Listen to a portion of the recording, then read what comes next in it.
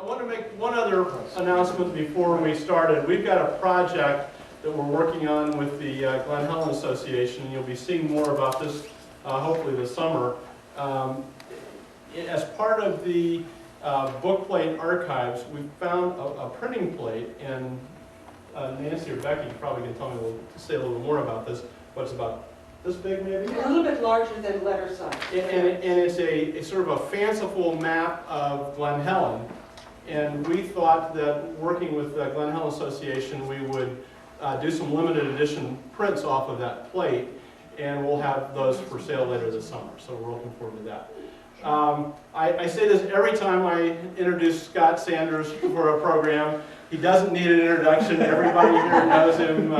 He's Mr. Yellow Springs history, Mr. Antioch history. And with that, I'll introduce him for yet his latest program for the Yellow Springs Historical Study. Thanks, Scott.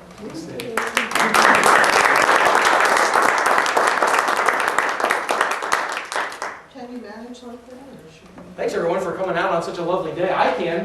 You know, it's whether or not everybody. Bill, do you can need stay these away. out as well? No, those are fine. No. Okay. Is that better? Yeah, that's fine. Okay. Well, our story begins in 1919, and with the Young Men's Christian Association. And I bet you didn't think I'd start out with the YMCA. In 1919, the Young Men's Christian Association was seeking to establish its first ever national college in America. And consequently, there was a tiny little college in Yellow Springs called Antioch that was looking to sell. And by a quirk of fate, over the course of sales negotiations, the director of the Miami Conservancy District, a guy named Arthur Morgan, was appointed president of Antioch College. And YMCA ended up not getting their first ever national college. Arthur Morgan had a lot of ideas about project-oriented education. Learn by doing was something very much in the air at the time, in the 19-teens and 20s, and he had some experience establishing the Moraine Park School for the sons of industrialists in Dayton in a rather specialized form of project education. Morgan saw this as a valuable tool and component of college education, but he also was seeking to establish sources of revenue to keep this tiny little school that he was now in charge of going. And so to that end, he attempted to establish a broad range of campus industries where these factories would produce products, students would work in them, they would make money that would allow them to stay in school, and the products would generate revenue for the college.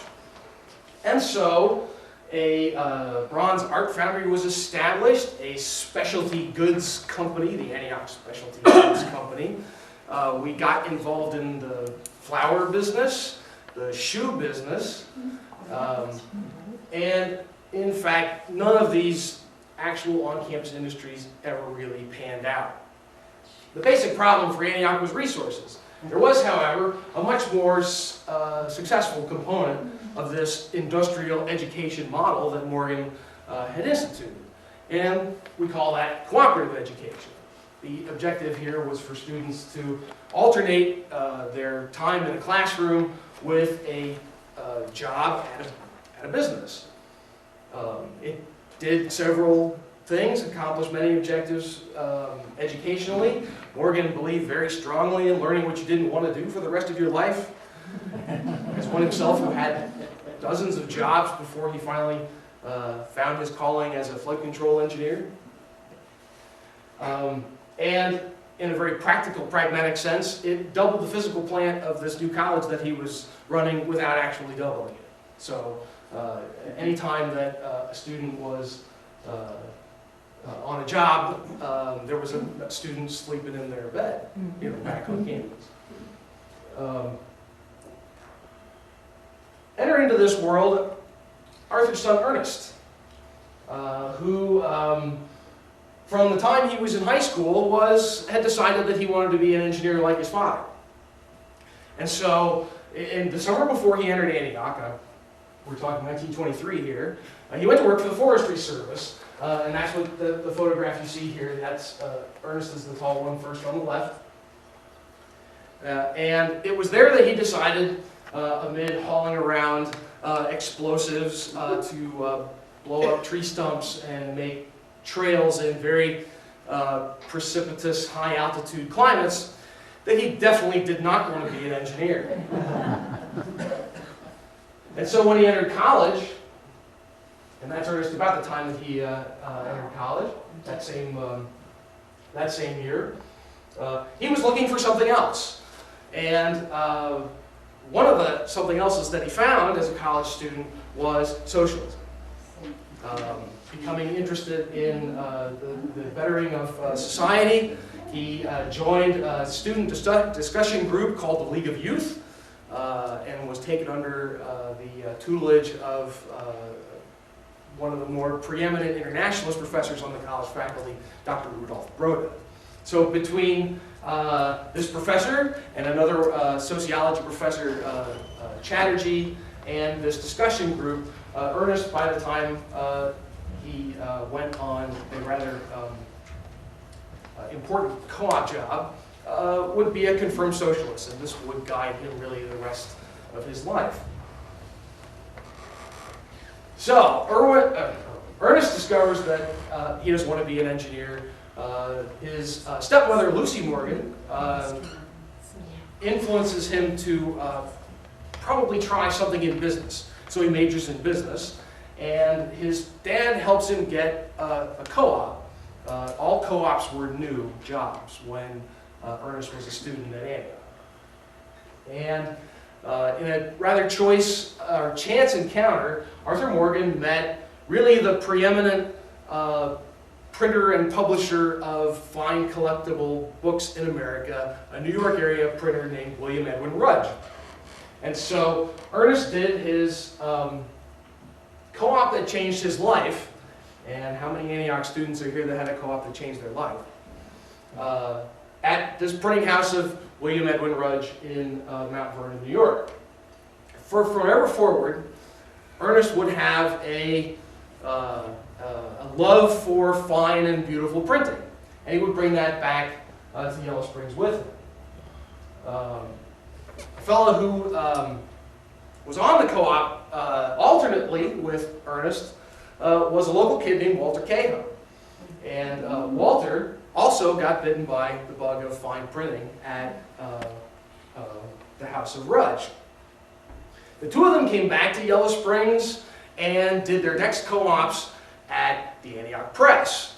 In those days, Antioch ran its own academic press. It printed our catalogs and our alumni magazine, professors' books, a variety of different things. And it was there that they discovered a business that perhaps they didn't know had previously existed. And out of their sort of thrifty ways, they discovered that in the process of publishing these books on very fine paper, large pieces of paper would be cut off the end. And they just knew that there had to be a purpose for that leftover scrap of really nice stock paper. And Cahill had the idea that if you put a piece of artwork on it, now you have a bookplate. And maybe people would buy bookplates. The two of them got involved doing this using the Antioch Press equipment. Ernest talks about doing the janitorial work at the press at night, printing bookplates at some point in between, actually still going to college, and clearing somewhere in the neighborhood of $50 or $60 their first year. Pretty soon, that would be 1926, they actually established a company called Antioch Bookplate Company. Now, unlike the Antioch Shoe Project or the Antioch Bronze Art Foundry, it wasn't established by the college or on the campus or in any sort of official relationship with the school. It does so happen that the company president is the son of the college president. And each side decided that it was good PR for both. So it was a simple handshake agreement between father and son that ended up with the name. And this is their first location on their own. I've had, and this is about 1928 actually, and I've had about 4 or 5 different sources on who everybody is in the picture. For instance, the fellow first on the left is supposed to be Walter Cahoe. I don't think it is. Or at least Ernest says in his autobiography it's somebody else. And here's Ernest, and next to him would be the fellow that Ernest found for the Antioch Press as its director ultimately, an Antioch student named Paul Champney. Friedman's brother was in Ernest's college class. And then the fellow on the end is either one of Ernest's first partners, Jesse, or another local guy whose name escapes me at the moment. But Ernest would run the bookplate company out of the Antioch Press and then out of the shack that you saw there while going to school. And so by 1929, which is the time that Ernest was supposed to graduate, the dean of the college, a fellow named Nash, came to Ernest and told him that he basically wasn't going to be able to graduate with a business degree. Ernest had credits all over the college curriculum and really nothing in his major, and the closest thing that he could have been, had he continued to go to school, was an English major. That starting out with business. And so Ernest made the decision to leave school.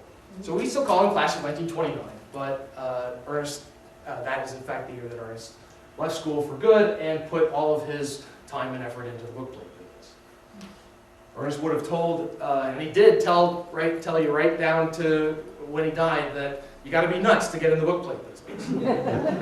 There's just simply no money in it. And Ernest described time and again how he didn't really get into the business for money. He was interested in making art and creating a business that serves human needs. That was the central philosophy of Ernest Morgan about business. Business served human needs. And so therefore he didn't really pursue a profit margin per se. In 1930, he met a woman named Elizabeth Morey. They were married in 1931. And pretty soon thereafter, Ernest made her the president of the company, which meant that the company could now get union contracts. He would then be the first person in the shop to be a union member, the typographers union. And so that was a pretty good move there. Elizabeth was a remarkable woman and also, like Ernest, a confirmed socialist. And the two of them would be partners in politics as well as business for the rest of their marriage. In 1932, a fellow named Dave Saloom sort of wandered up to their house. An enormous fellow, as you can see. He's actually lost weight here from when he and Ernest met. And had he not been wearing a Socialist Party pin on his jacket, Elizabeth probably would have called the police. And he was in town visiting his sister, Zarifa, who you probably know of as Mrs. Bean. And Dave would find a job at the bookplate company very quickly. The bookplate company, because of Ernest's socialist outlook and the fact that they helped a student group on campus publish what he would have called a guerrilla magazine called The Blaze, the bookplate company necessarily became a center for sort of radical thinking and radical discussions, which is exactly what Dave was looking for when he came to town to visit his sister. And so that was how he discovered the bookplate business. Dave, as far as I know, had no printing in his background. Radicalism was what was in his background. But he became a bookplate pressman and for many years was the secretary of the Greene County Socialist Party chapter.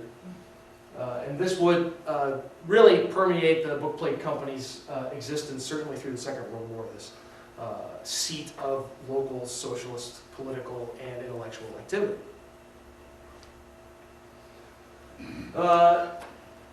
The company, as it might make sense always had a very narrow margin, and so Ernest sought to cut costs in any way possible.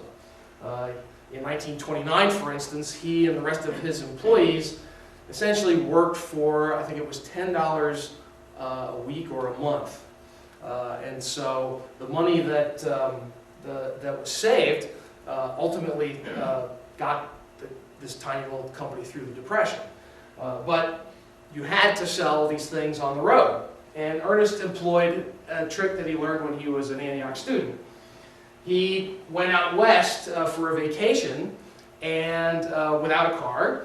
And so what he did was make a big sign that said, "Sure, I'll ride, Antioch student," and wear it on his back and walk down the street, and he got quite a lot of rides this way.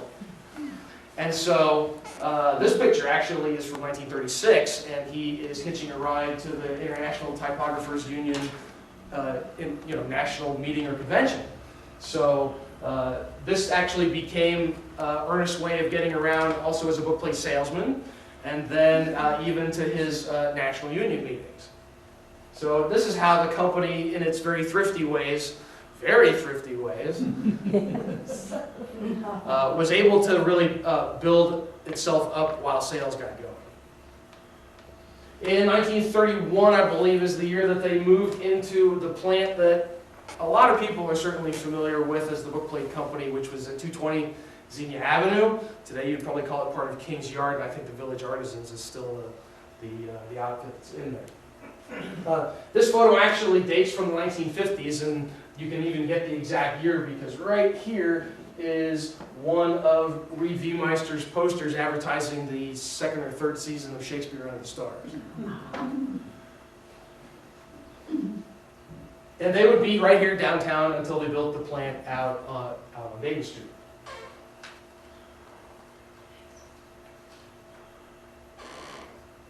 The company through the 1930s and 40s would become known as a leading in diverse hiring practices. Perhaps this photograph illustrates that as well as anything. You have from left to right Wilda Pettiford, Vera Reindahl, and Ada Kokoy. Ernest had even a more specific agenda about diverse hiring practices that didn't just have to do with whether they were African American or women. In the case of Mrs. Kokoy, she and her husband came here from a Japanese internment camp in California. Where Ernest saw things that outraged him, he attempted to right them through his business practices. Two exemplary figures that along these lines are Marie and Fritz Troyer. They were Central European Jews that Ernest helped bring in the 1930s to avoid persecution by the Nazis. And they would stay for several years, Marie in accounting and Fritz, both equally brilliant, by the way, but I understand that Fritz was no good with machines, which is about all they had at the Bookplate Company. Marie was a brilliant accountant, and she was in the accounting office. Didn't she work for the village offices for many years later on? And so they ultimately found a piece of equipment that Fritz had affinity toward, and it was in the mailroom. And so this man who was really quite the scholar ran this mail machine for his career at the Bookplate Company. One of Ernest's personally proudest hires is one of the Adams sisters of Yellow Springs. This is Isabel Newman. And that's because he had her trained as a linotype operator, which the linotype machine is probably among the most complicated pieces of equipment in the print shop. And she would have been, certainly at the time of her training, if not the only woman, certainly the only African-American woman in that program. In 1942, the Bookplate Company took over the Yellow Springs News. And it had previously been run by a man named J.N. Wolford. I understand that J.N.'s initials don't stand for anything other than J.N. And Wolford was a fine local weekly paper publisher, but he wasn't much of a socialist. Basically an old pre-war Republican. And Ernest and Elizabeth really sought that the Yellow Springs News would have a different outlook. And so Wilford was retired. They took over the news, moved it into their plant, and began, for instance, a column on the news about our local colored citizens. And definitely covered local politics quite a bit more extensively. By this time, I think both Ernest and Elizabeth had run for state office on the socialist ticket. Elizabeth, I think, for governor, and Ernest in Congress. They had already started to work against a state electoral law that prevented Socialist Party even from being on the ballot. And perhaps most importantly for the overall history of Yellow Springs, after the Second World War, they found a Quaker pacifist editor to run the news, Keith Howard, who would then become the owner of the Yellow Springs News, edit the news for, well, as you can see there, over 25 years, and really create the small town local paper that we're familiar with. Could I make a quick? Sure, Don. He was not a Quaker. Okay. I think he went to the Presbyterian Church. All right. At least part of the time. Yes. That's what I get for using Ernest as a source. And I could be wrong, but I always understood that Keith's parents were very strict about spelling, and it's I before E, and so he spells his name K-I-E-T. Yes, he does. True. Wow. His daughter. And that's what I get for trusting spell check. Anyway, a marvelous photograph. One of my favorite parts about it is on top of this enormous pile of paper is an inbox.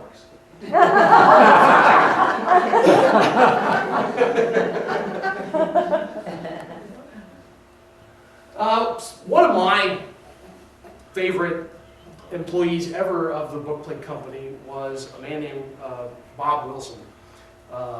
Wilson would later adopt his grandmother's middle name and become Robert Anton Wilson, who for my generation is something like a modern American philosopher. But when he worked at the bookplate company, he was just another local anarchist in Yellow Springs, Ohio.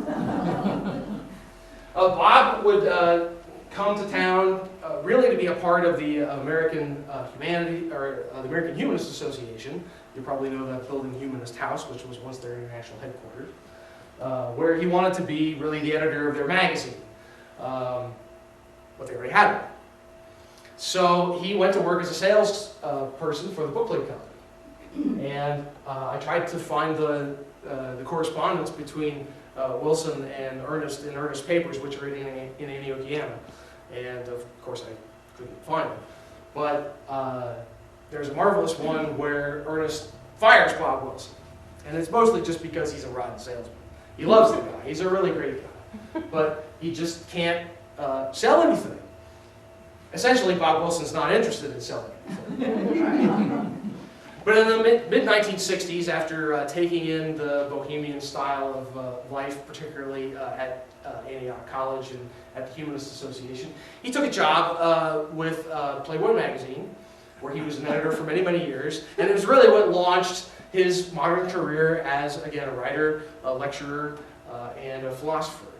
The book that people that I went to high school with that they went nuts on was a book called Schrodinger's Cat of his, and probably most famous of his is his Illuminati trilogy. He never forgot that Ernest kind of looked after him, though, and so I love this letter that comes from Playboy magazine and his letterhead that says, "Warning, your local police are armed and dangerous." And what it is it encloses a $10 check and thanks for the, thanks for putting up with it. Oh boy, that's not, could be darker. But the bookplate company didn't just exercise its social values in its hiring practices or the way it ran its company. It also launched itself into the community. In 1931, the Great Depression in the United States was really starting to hit local business hard.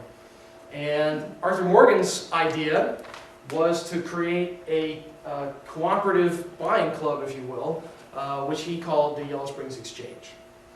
And the bookplate company became the base for the Yellow Springs Exchange, where members were able to trade in kind for goods and services. So it's a barter system, essentially. Something right in line with Ernest's ways of thinking. This article right here actually comes from the New York Times, and there was a lot of publicity that was generated by the creation of the Yellow Springs Exchange. And it was perfect for Ernest, not just because he was interested in the value system that it represented. It was a big printing account.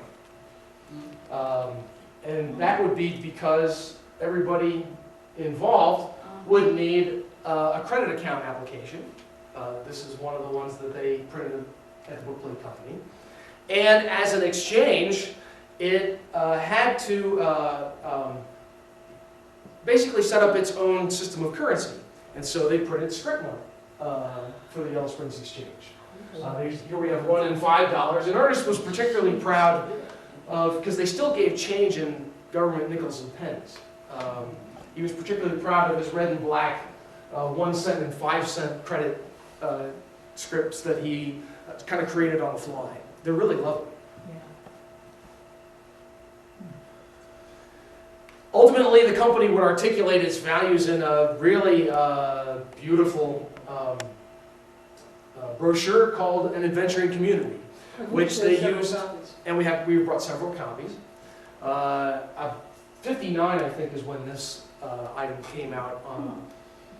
And in it, it describes, and you can see it, at the back. In it, it describes a very special town that the bookplate company wants to be involved in, and describes how progressive their social values were. They would use it in a business sense, to send to new vendors. Obviously, bookplates are sold pretty commonly in bookstores, and there's bookstores all over the United States. And so they would often find out what their new vendor might be like by sending this brochure out to them first. In it, it describes, for instance, the multiracial aspect of the village of Yellow Springs. And at one point, Ernest remembered getting a letter back from somebody in the Deep South, a bookstore owner, who said, "You are doing the devil's work." But what really interests me about the bookplate company most is art. And so what I really want to focus on for the rest of the time that I'm up here before you is the artwork that they did. And Ernest would agree with me. What he was really interested in was creating something beautiful. And the first book plates were pretty much created on the fly using ornamental type that was laying around the Antioch press. And so this is one of the first products that they ever put out. This book plate was designed by Walter Cahoe, and the book clip in the middle is done by a very prominent Art Deco Chicago artist at the time, Carl Steven Junge.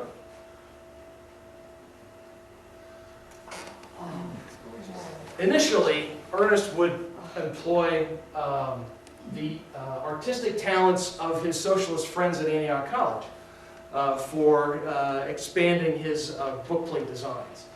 This one is by Gus Ullman, and he, I think, is class of 1930 or 31. And it would be pretty traditional as the bookplate company was creating its advertising art to put someone's name on the bookplate, just for so that you could see, for instance, what typefaces you could get it in. And the names have all kinds of derivatives. Oftentimes they're a member of the company, they're the name of a prominent person, they might be the name of the artist. In this case, Evelyn Toman is the first woman that Ernest Morgan was engaged to. And they were college students. He was too focused on his business in 1927-28 for her tastes, and she terminated that engagement. And Scott, her, yes, I was Mary. gonna say, I think when he was going to California, he took book plates and he put the name of a former graduate of Antioch College. And this guy came to the exhibit, California, saw his name on this book plate, kind of amazed him. He didn't know, he hadn't had it before. Right? Oh, it must be mine. I took it up and walked out. That's amazing. Yeah, lovely. We brought a bookplate catalog that has this one in it. You can see just the lengths to which that they would make a beautiful item for advertising. Another of his socialist friends from the college who did a lot of designs for him was the very talented David Sarvis. Dave would actually be community manager at Antioch College his senior year, which was class of 1938, and would be well, I'll get to that. I don't want to step on myself there. And later on, though, he would be operator of a theater in San Francisco. He may still be alive. And it's also possible that he, we haven't actually confirmed this yet, is the only Antiochian ever to appear in a film blacklisted by the U.S. government. Salt of the Earth, by the way. Herbert Beaver production. He also, Dave, that is, married a very talented artist himself, another Antiochian, Isabel McBride. And so this book plate is by Isabel McBride Sarvis. And here's another Gus Ullman. Ship designs sort of rolled in on the early part of the company's tenure. And it got around the student body that there were plate designs that were desired by this company. And so a student named Brad Hubble wanted to do a design, and Ernest said, fine, as long as it's not a ship. Brad Hubble said, sorry, all I can do is prize fighters and ships. So he got a ship. And even though Ernest told him that he didn't really want this, he admitted later has been, over time, one of the best-selling designs that they had. There would be other people that would be Antioch students, although I think by the time Mrs. Bean did this one, she had already finished school. She has that nice connection, being the head pressman's sister. He would also get images from our art faculty. Although Sarah Igo, I don't really know what she did except being married to the local playwright Harold Igo. Some Historical Society members may remember that we republished the ghost stories that he wrote in the Yellow Springs News in the 1940s. He also, if you know the term Yellow Springs Little Peace Conference, he wrote the script for the War Information Board film, The Little Peace Conference, which, by the way, is now on the web at the archives of Bowling Green State University. No, I'm sorry, Ball State University. And she, as I understand it, did the figure, the little fairy-like figure reading the book. And the backdrop was done by a very prominent local artist who was a member of the Antioch faculty, Robert Whitmore. There's Bob. Another Antioch faculty member of immense artistic talent was Robert Metcalf. Metcalf was one of the preeminent stained glass artists in the United States. He and his wife Gertrude were both scholars of stained glass art. The greatest contribution that there's Bob. The greatest contribution that the two of them ever made, by the way, was in the late 1930s, and they traveled Europe cataloging all of the stained glass windows that they could get there, that they could see in the great cathedrals of Europe. Many of those windows would be pulled out as the war came to prevent them from being damaged. Many of them wouldn't be pulled out in time and would be damaged or destroyed by the war itself.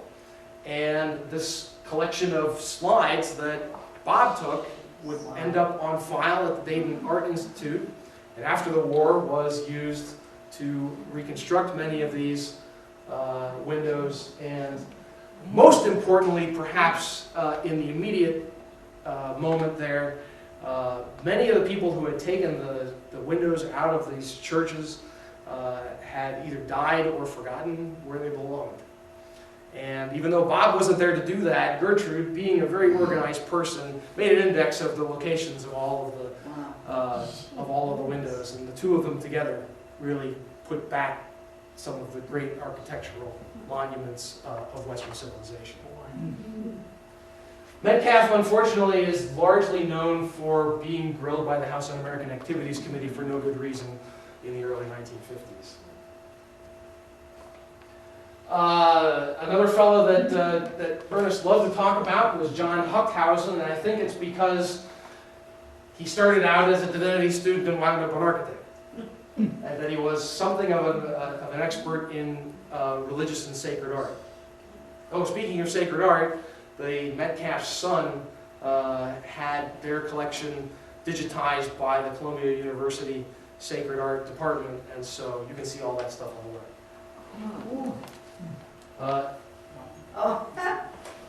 This one probably dates from the 1950s.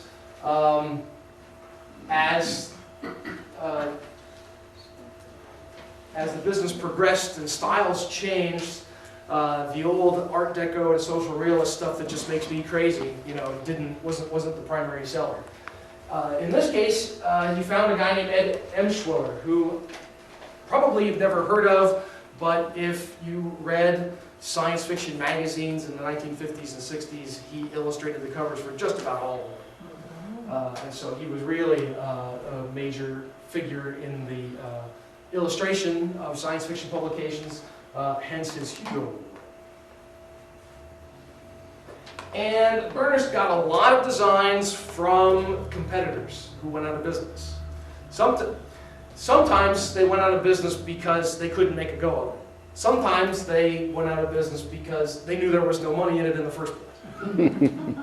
And such is the case with the Etchcraft Company, who made this really lovely plate based on a Spitzweg engraving the bookworm.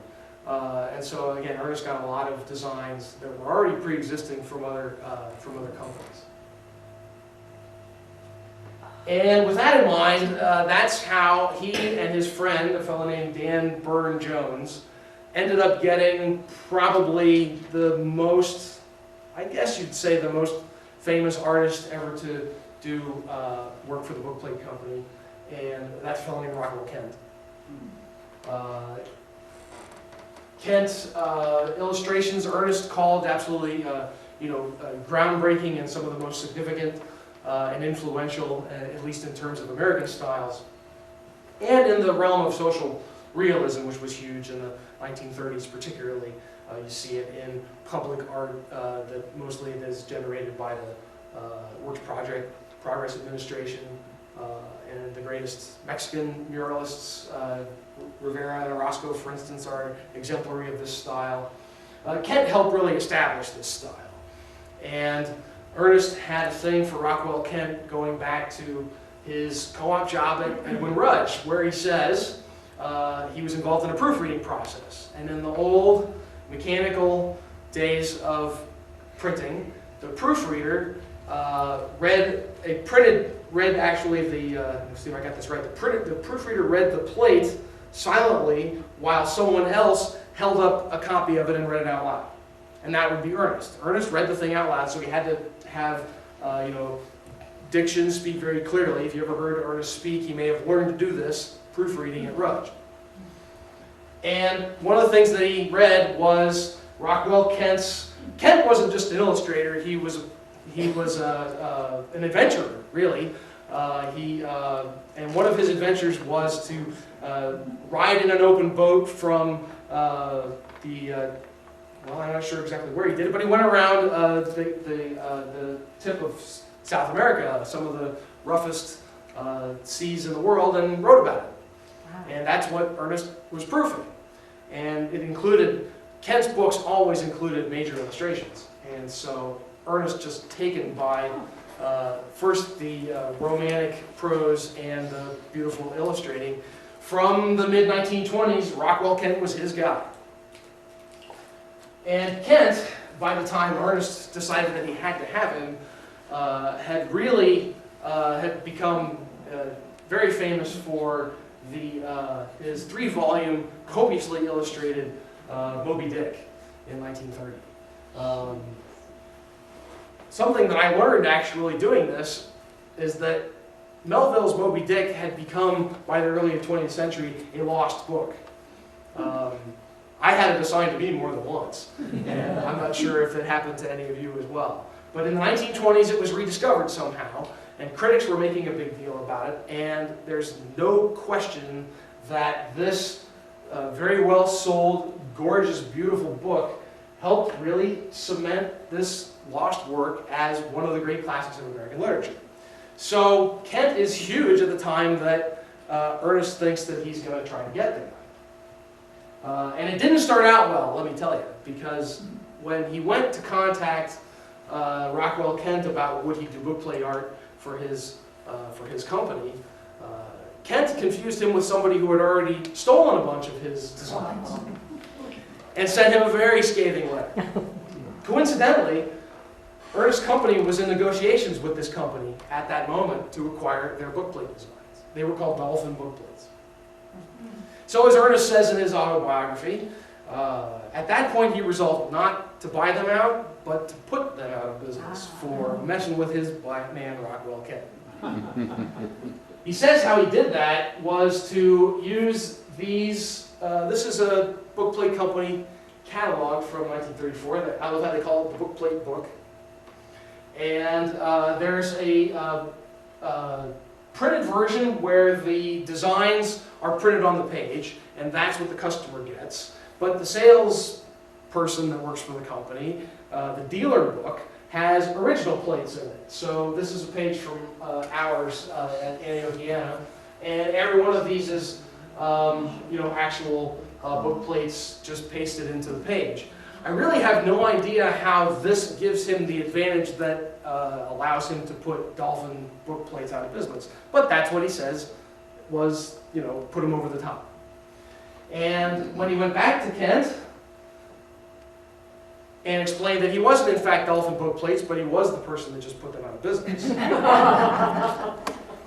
they became friends.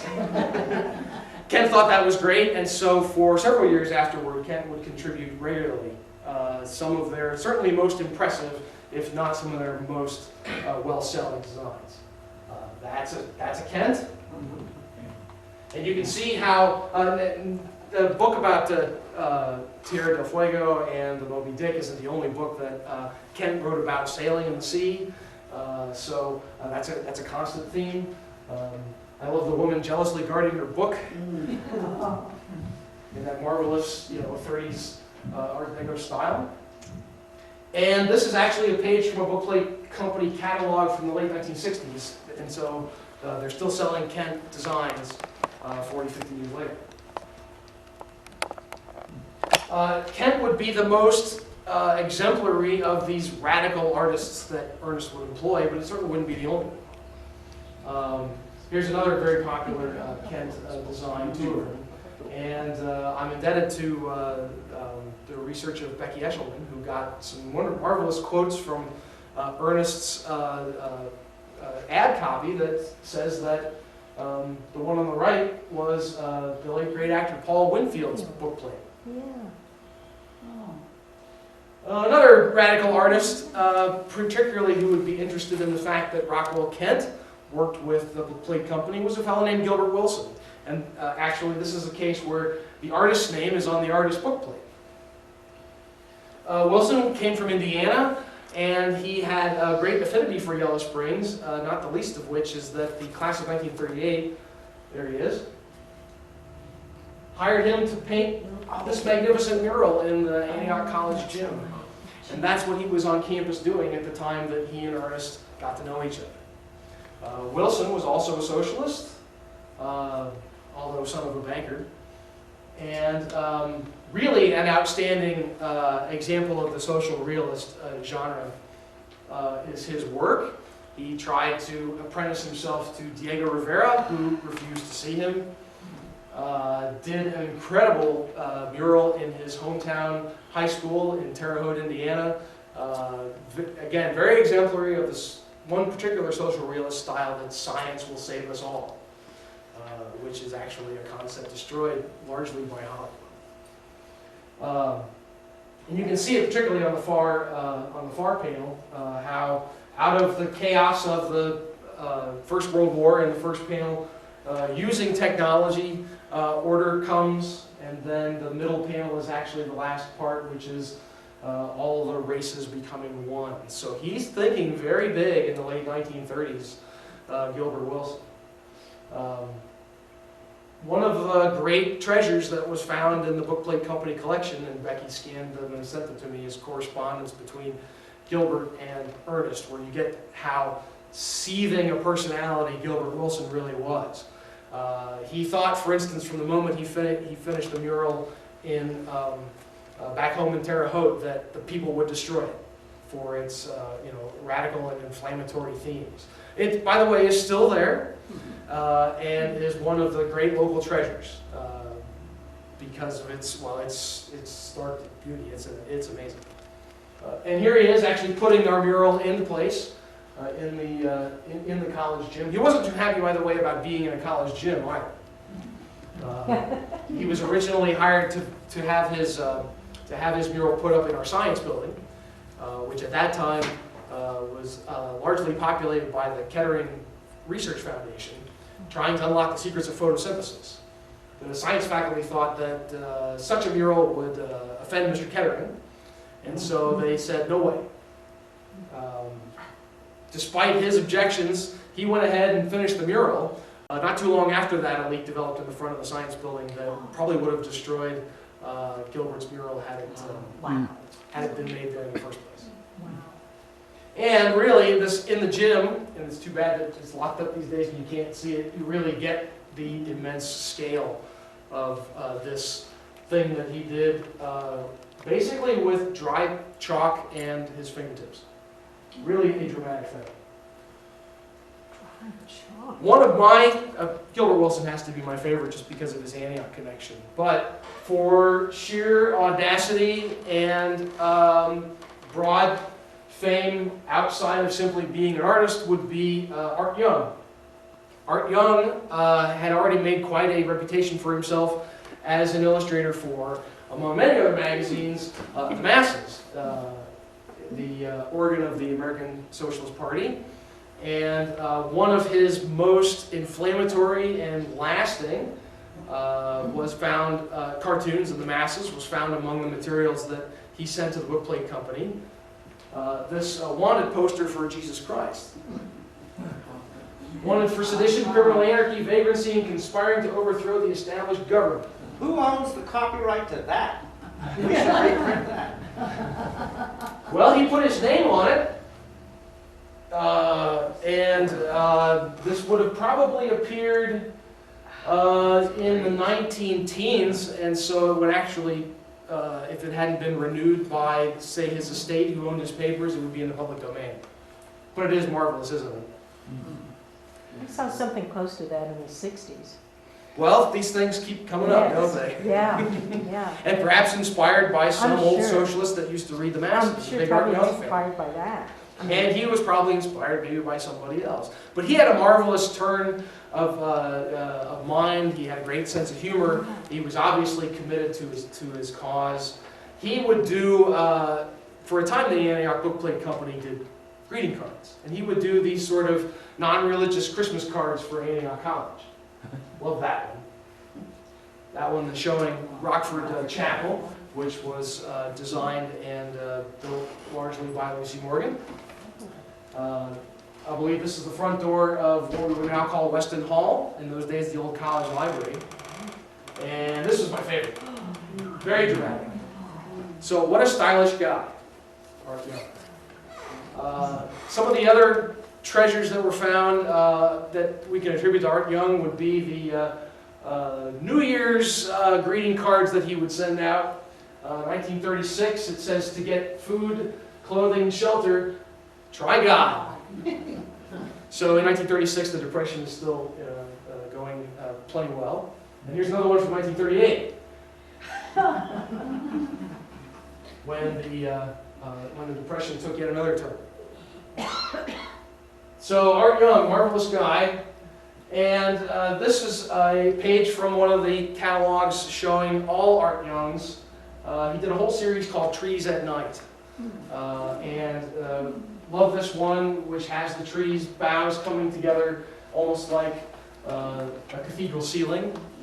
And another example of the kind of ersatz names that they would put on book plates is a variation of the great newsman H.V. Kaltenborn's name up in the corner. The other of the trees at night, if you see them more closely, they look more like something out of the legend of Sleepy Hollow. They're really quite threatening. Yeah, very dramatic. Yeah. And I'm pretty sure that we have hard copy in the back, so I hope you get a chance to take a look. Probably Ernest's individual favorite art collaborator, he called him the greatest woodcut artist that America had ever produced, was a fellow named Lynn Ward. Ward, at the time of his association with Ernest, which I think dates from the mid-late 1930s, would make literary images in woodcut, which he called novels in woodcut. And this one is called God's Man, and needs another quotation mark, I see. For some reason, the color is washed out, but trust me, this is one of the few of the book plates that I've shown today that's in color. Ernest and Lynn Ward together conceived of a series of book plates that were contemplative of the future. And this is one of them, Voyager, and Harvest, another one. These are all in the same series. And at least that one's color is showing up, Creation. But it's the wrong color. Yeah. And it is the wrong color, but I swear it's right on the screen. I don't know what's happening there. I think Ernest would have said that he was individually proudest of the artwork that was done in the woodcuts between him and Lynn Ward. But they actually were ultimately discontinued because they didn't sell.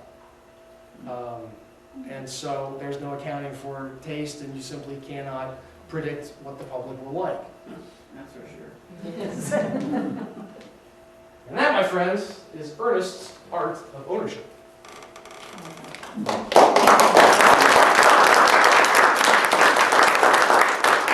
Have you seen what an artist typically would have been paid for the work that they did? I have not. Maybe Becky has. Not recently, but one of the things that we found in the latest round that we're going to be looking at on Monday are some old account books. Okay. And so that may shed light. I know of one design that I didn't put up, but that Becky scanned for me that they bought for $1. Done. I associate the troll that you had with Tom Till. He took that and ran with it. Okay. There you go. The original, it was Nice. Hookhausen was the original artist of that one book plate. Tom took it and did it in full color versions for the calendars and books and other things. So how did Ernest, he approached the artist, asked them to be the artist to design the Right. work. What was the economics of that? Did the artist get paid? Was it, Depending upon who the artist was. I mean, what I showed you is that he was getting them from a whole bunch of different kinds of people. yes, And they had artists on staff too. Right. Ultimately. so it was an individual relationship? It would that kind of Ernest- depend Uh-huh. on the situation, which also makes sense for Ernest, a very flexible Right. kind of a thinker. Another piece of bookplate art that I didn't show was one that came from, the Catholic Guild? Yes. Art Guild that, this was a gorgeous sunburst design, that he got from this official Guild of Catholic Artists in exchange for doing a talk about a simple burial, which, if you don't know, Ernest was something of an expert on this Quaker practice of simple burial. He edited and printed the manual of simple burial, known Dealing Creatively with Death, was a certified death educator. He had many different pursuits. So there's one example. I think in the case of Kent, he probably got a much better deal after he put those jerks at Dolphin out of business. He got a royalty, he got, But he would also be such a significant artist that he would have to enter into a pretty lucrative, you would think, for him, royalty rate. I really don't know what he paid his old college friends. We suspect not much. Well, Probably not a whole lot. He just wanted to see their work in print somewhere. And or barter it somewhere. if the artist had the inclination, the socialist inclination, the idea that this would be art for the people might have had some appeal to some of them, as the idea that I'm doing this art, but someone might not go to the museum to see it or be accessible to the common man, but a book plate might have had more appeal to them. I think in the case of Kent in particular, who has his own particular love of the book, I think Ward is in that vein as well. And certainly, these fellows wouldn't have worked with just anybody. Right. They wanted to work with somebody who shared their social outlook.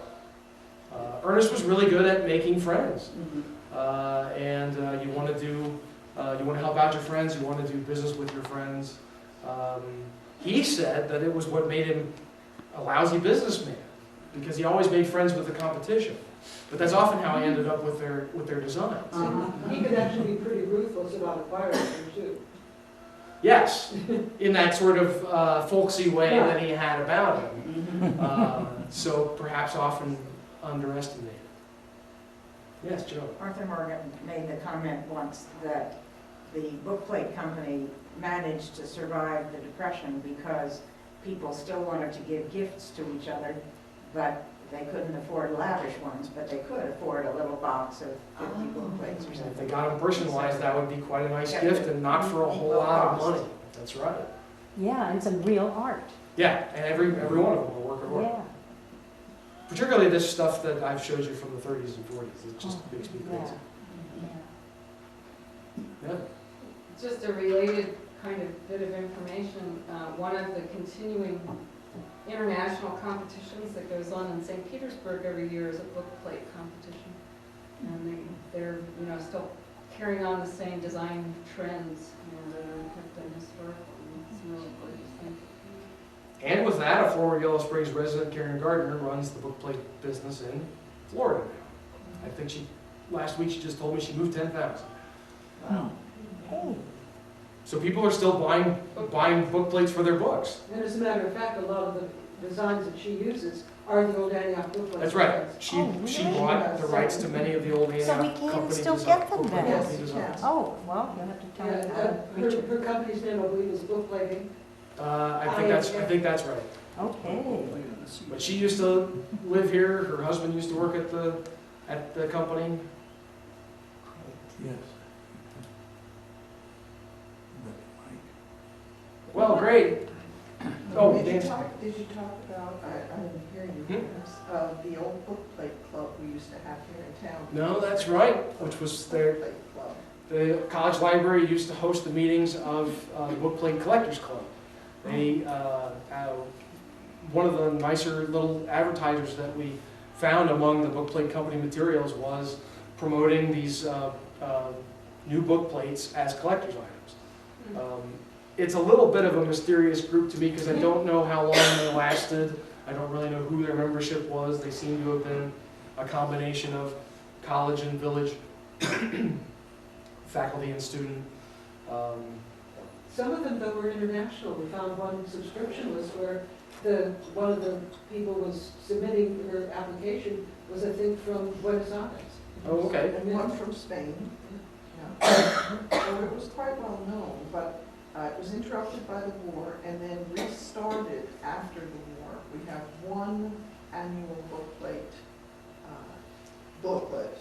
that was printed after the war by Bookplate. Okay. The library, by the way, was also a source for book plate art. Ernest would go to the college library and just pull books off the shelf. And see what illustrations he could lift. He called it emulation. Oh, okay. I like Slaves call it euphemisms too. appropriation. Still practice. Yeah, absolutely. No, it's not slave. We can legally do that now. Well, thanks, everybody. Have a look at our collections that we brought to show off, and have something to eat and drink. And we Yes, please, don't spell anything.